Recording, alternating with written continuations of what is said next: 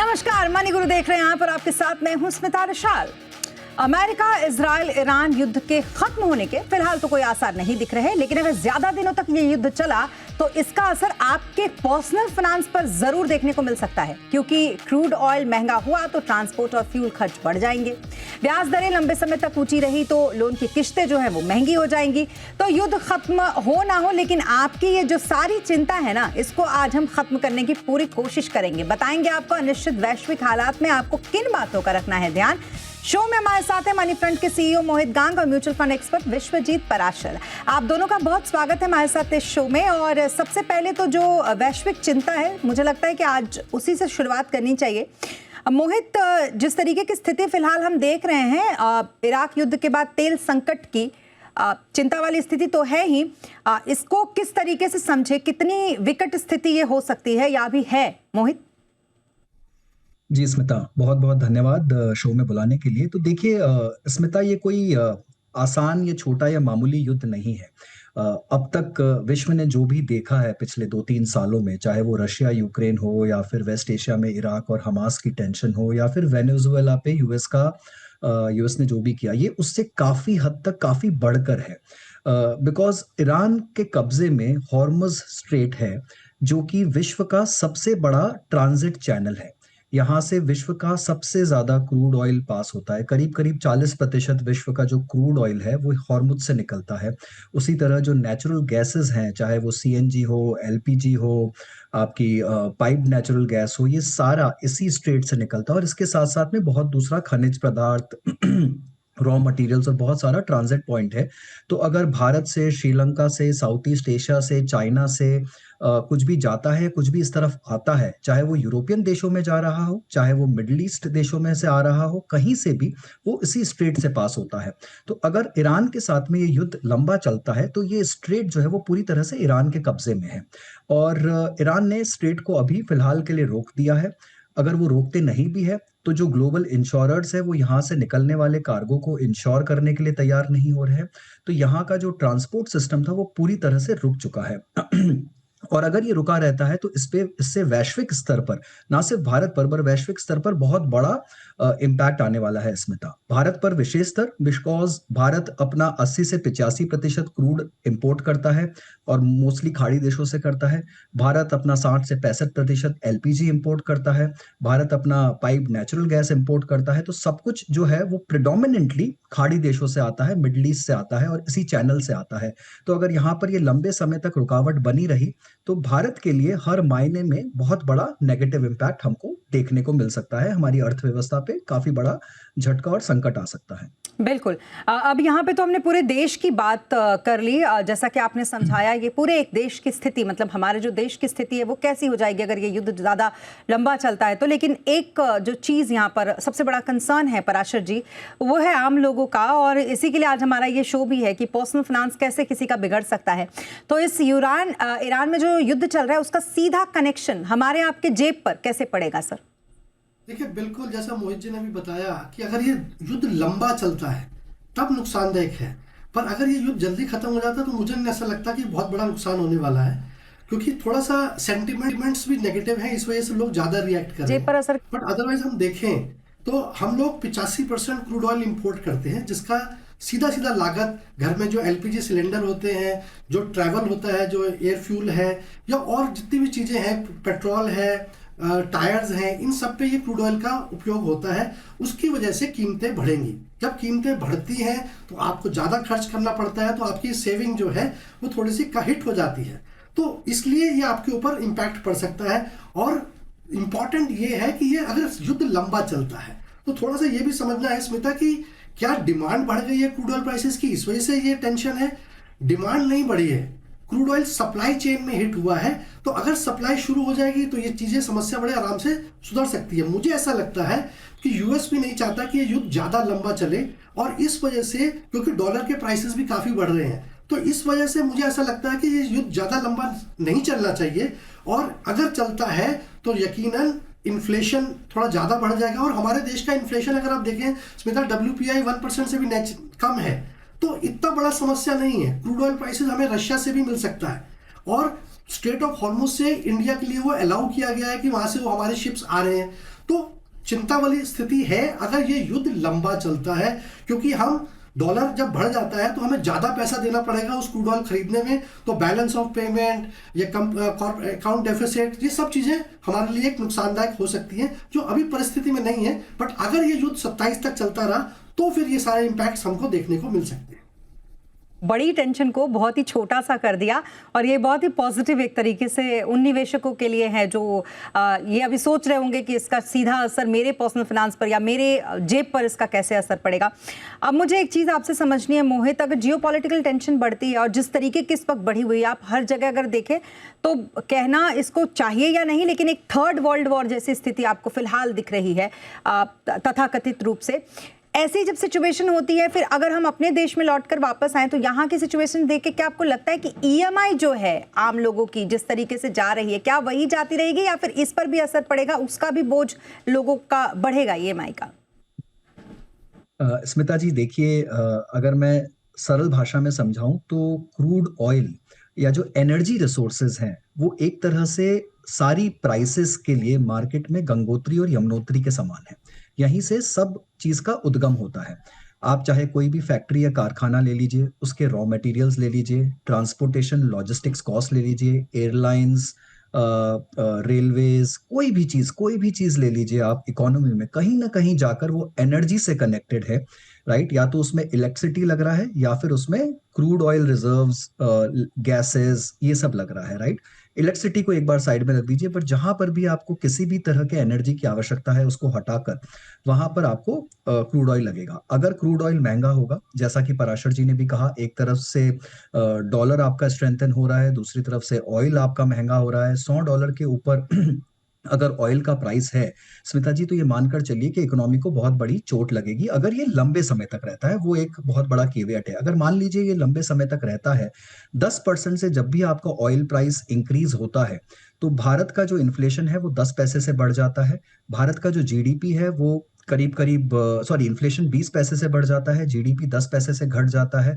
तो ये सारी और जो फिस्कल डेफिसिट नंबर है भारत का, वो भी, बैलेंस ऑफ पेमेंट भी 20 पैसे से गड़बड़ा जाता है, सिर्फ 10% इंक्रीज से।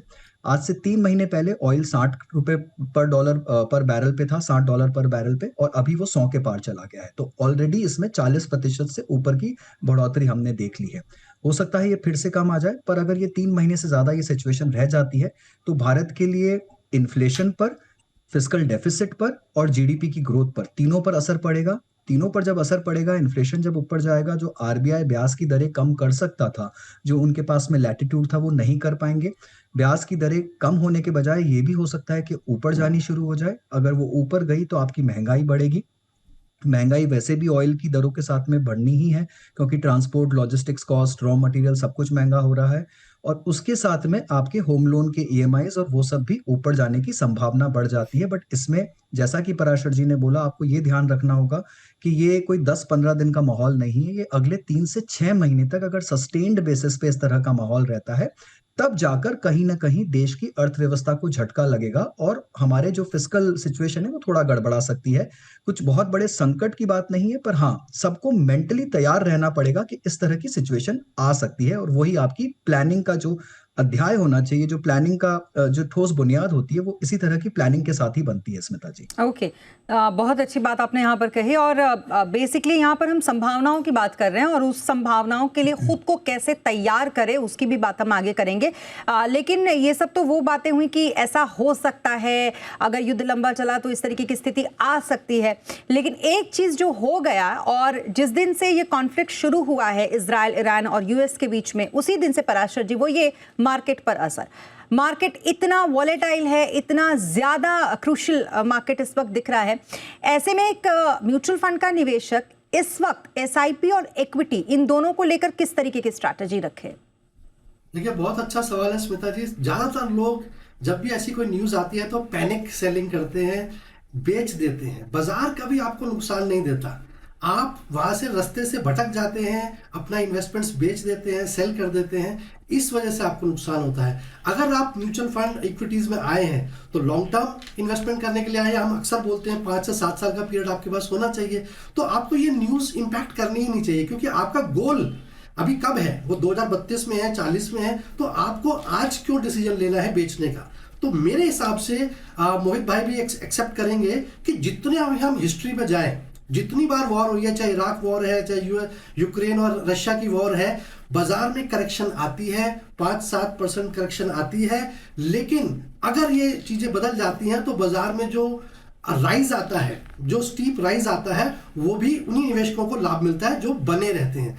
तो आपको एसआईपी कर रहे हैं तो आपको सस्ते में यूनिट्स मिल रहे हैं। आप बाजार में जाते हैं, अगर कोई सब्जी सस्ते में मिलती है 20% तो ज्यादा खरीदते हैं। तो यहाँ पे क्यों नहीं खरीद रहे यूनिट्स? आपको तो बल्कि अपनी एसआईपी बढ़ानी चाहिए। और अगर आपके पास कैश है तो आपको स्टैगर वे में, मैं ये नहीं कह रहा कि एक साथ लमसम निवेश करें, आपको अपना इन्वेस्टमेंट कर सकते हैं, क्योंकि आपको इस मार्केट फॉल में ऐसे प्राइसेस में आपको जो यूनिट्स मिलेंगे वो आगे चल के आपको वैल्यूएशन में बहुत अच्छा इंक्रीज दे सकते हैं, बहुत अच्छा रिटर्न दे सकते हैं। तो मेरे हिसाब से तो ये एक अपॉर्चुनिटी है और इसको आपको एसआईपी को कंटिन्यू करना है, बिल्कुल पैनिक नहीं करनी है। अभी कोई पैनिक की स्थिति नहीं है। जब तक कि 120 बैरल पे नहीं चला जाता तब तक आप आराम से अपने बाजार में निवेशित रहें। अगर आप निकल गए तो फिर बाजार को दोषी मत दीजिए कि बाजार में नुकसान हो गया और म्यूचुअल फंड में रिटर्न नहीं बनती है, क्योंकि आप लंबे समय के लिए आए हैं।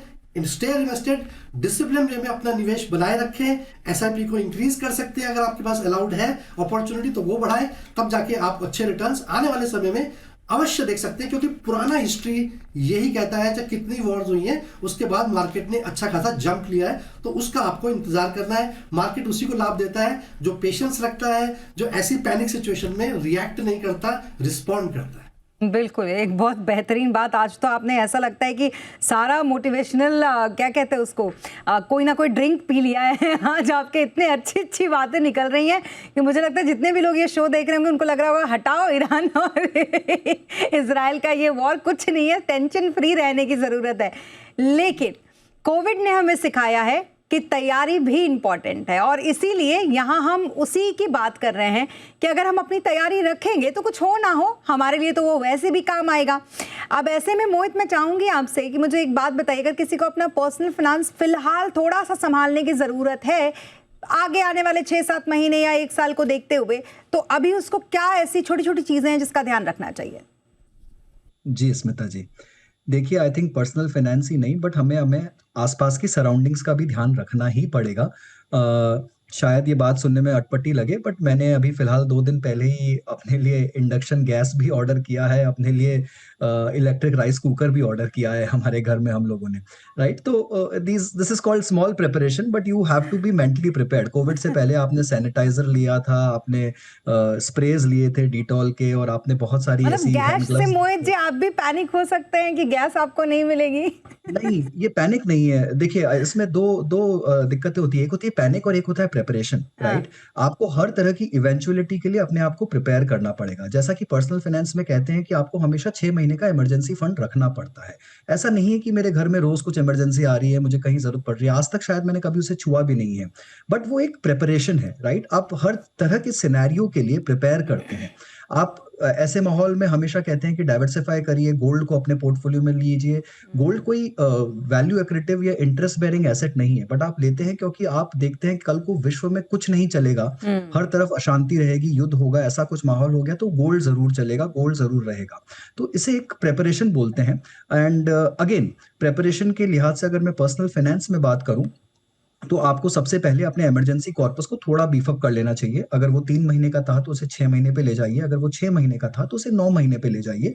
बिकॉज किसी भी युद्ध में स्मिता जी कभी नहीं पता होता कि इसका अंतिम पर्याय क्या होगा, इसका अंतिम डेट क्या होगा और फाइनली आउटकम क्या होगा। देखिए रशिया यूक्रेन युद्ध सबको लग रहा था 1-2 महीने में खत्म हो जाएगा, वो 2022 से चल रहा है और अभी तक उसका कोई अंत नहीं है, राइट? तो अगर कुछ भी लंबा खिंचता है यहाँ पर तो आपकी प्रिपरेशन ही आपको बचाएगी और कुछ नहीं बचाएगा।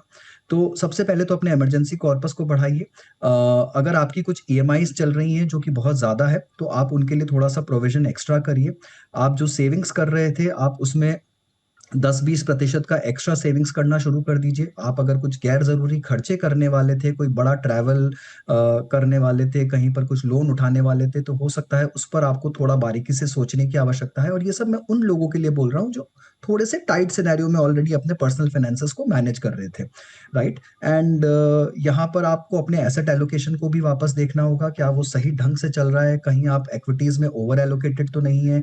अगर आप इक्विटीज़ में अंडर एलोकेटेड हैं, तो आपको येस डेफिनिटली इन अपॉर्चुनिटीज़ को यूज़ करके उसे और टॉप अप करना चाहिए।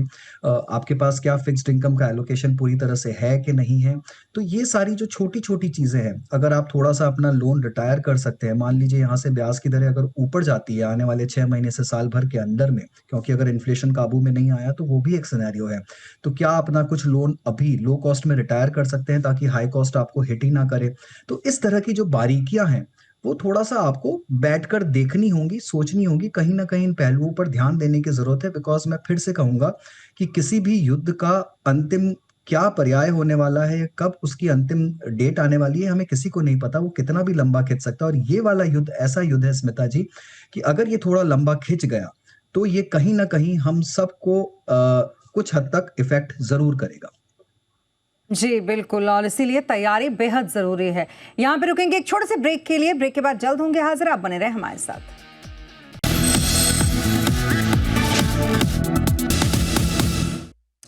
और ब्रेक के बाद एक बार फिर आपका स्वागत है। ईरान युद्ध के इस संकट का भारत में जब आप यहाँ पर हैं तो आपके पर्सनल फाइनेंस पर कैसे पड़ेगा असर, इसी पर हमारा ये आज का शो, जिसमें हमारे साथ विश्वजीत पराशर और साथ ही मोहित गांग लगातार बने हुए हैं।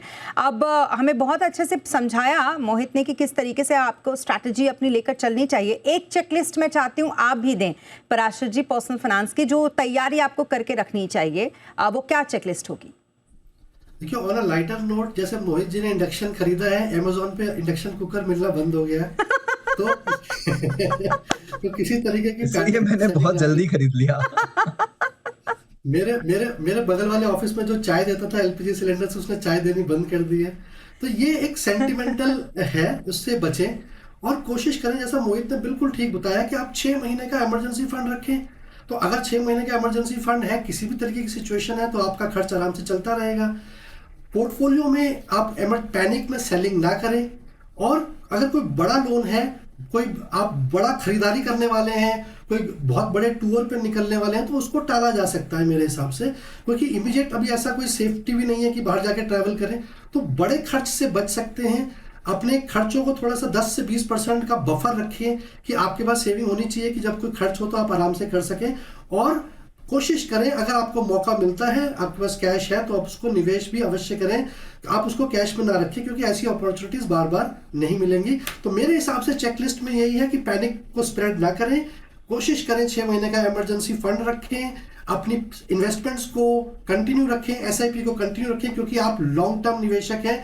आप आज के एक बाजार के रिएक्शन पे अपना पैनिक सेलिंग नहीं कर सकते। आपने किसी गोल के लिए इन्वेस्टमेंट किया है, तो उस गोल के लिए आप अपना ट्रैक पे बने रहें, वहां से भटके ना, तभी आप एक अच्छी ग्रोथ देख पाएंगे आने वाले समय में। चलिए, एक बहुत अच्छी स्ट्रैटेजी। अब मोहित, बहुत शॉर्ट में आपसे मैं समझना चाहूंगी जियोपॉलिटिकल सिचुएशंस की हमेशा मार्केट किस तरीके से उसको रिएक्ट करता है, और अगर नीचे गिरता है जैसा इस वक्त गिरा है, तो कितनी जल्दी वो रिकवर भी कर लेता है? जी। देखिए, ये कोई पहला युद्ध नहीं है जो विश्व में देखा है, और जिस तरह का वैश्विक माहौल है, हमें शायद आगे चलकर और भी बहुत सारे युद्ध देखने को मिलेंगे। आपने पैंडेमिक देखा है, ग्लोबल फाइनेंशियल क्राइसिस देखा है, आपने इराक वॉर देखा है, रशिया यूक्रेन वॉर देखा है, और भी बहुत छोटे-छोटे इंसिडेंट्स देखे हैं। अगर मैं सिर्फ कुछ बड़े वॉर्स का आपको डेटा दूँ, तो मान लीजिए अगर मैं इराक का वॉर बताता हूँ, तो उस टाइम पहले 1 महीने में जब वॉर शुरू हुआ था, तो मार्केट कुछ 6.5% नीचे था। 3 महीने में मार्केट 9.5% ऊपर था, और अगले 6 महीने में मार्केट 32% ऊपर था, राइट? इसी तरह आप सारे वॉर की हिस्ट्री देखेंगे तो करीब 1 से 18-20% तक मार्केट गिरता है पहले 1 महीने में, और उसके बाद का 6 महीना, 1 साल और 3 साल का अगर आप आंकड़ा देखेंगे तो कहीं न कहीं 20 से 30% तक की छलांग आपको दिखेगी। मैं एक और छोटा उदाहरण देता हूँ स्मिता जी। 23 मार्च 2020 में लॉकडाउन लगा था भारत में, और उस टाइम पे ऐसा लगा था कि ये विश्व का अंत ही ना हो जाए कहीं इस पैंडेमिक के कारण, और बहुत लोगों ने अपने पोर्टफोलियोज डर के मारे रिडीम किए थे कि भाई ये कोविड का जो माहौल है वो फैल रहा है। और उसके बाद 25 मार्च 2020 उस साल का दूसरा बेस्ट डे था मार्केट का। तो जिसने डर कर 23 मार्च को रिडीम कर लिया, उसने 25 मार्च कुछ 4.5% मार्केट ऊपर भागा था, वो मिस कर दिया। और उसके बाद फिर से 7 या 9 अप्रैल की डेट थी जब मार्केट का सबसे अच्छा बेहतरीन डे था 2020 का। तो ये जो 2 बेस्ट डेज थे मार्केट के, वो कोविड का लॉकडाउन लगने के जस्ट 15 दिन के अंदर में आए थे। और जिसने भी डर के या कोविड का माहौल फैलने के टाइम पर अगर डर के अपना पोर्टफोलियो रिडीम कर दिया या बंद कर दिया वहां एलोकेशन, तो उसे बड़ा भारी नुकसान हुआ उस साल के रिटर्न्स में।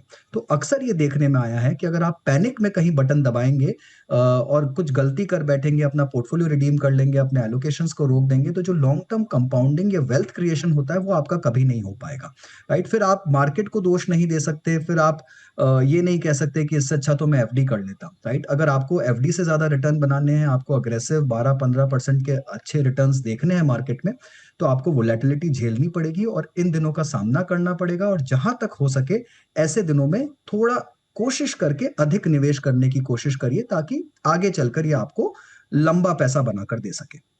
बिल्कुल, और इसी की ज़रूरत भी है कि इस तरीके का आपका जो पॉजिटिव माइंडसेट है वो बना रहे, ताकि आप इस पॉजिटिव माइंडसेट के साथ हमेशा यही सोचें कि कैसे आपके निवेश को आपको बढ़ाना है, आपके पर्सनल फाइनेंस को आपको मैनेज करके रखना है। थैंक यू सो मच हमारे साथ इस शो पर जुड़ने के लिए Mohit, thank you so much Parashar ji हमारे साथ इस शो पर जुड़ने के लिए, इतनी अच्छी तरीके से लोगों को पॉजिटिव नोट पर यह समझाने के लिए कि ईरान युद्ध का भले ही आपके पर्सनल फाइनेंस पर असर पड़े, लेकिन वो जब लंबा चलेगा तब शायद आपके पर्सनल फाइनेंस पर ज़्यादा असर पड़ता दिखेगा। फिलहाल आपको ज़रूरत है सिर्फ एक तैयारी करके रखने की, क्योंकि वो बहुत ज़रूरी है। इसी के साथ इस शो में अभी के लिए बस इतना ही। आप बने रहें जी बिजनेस के साथ। नमस्कार।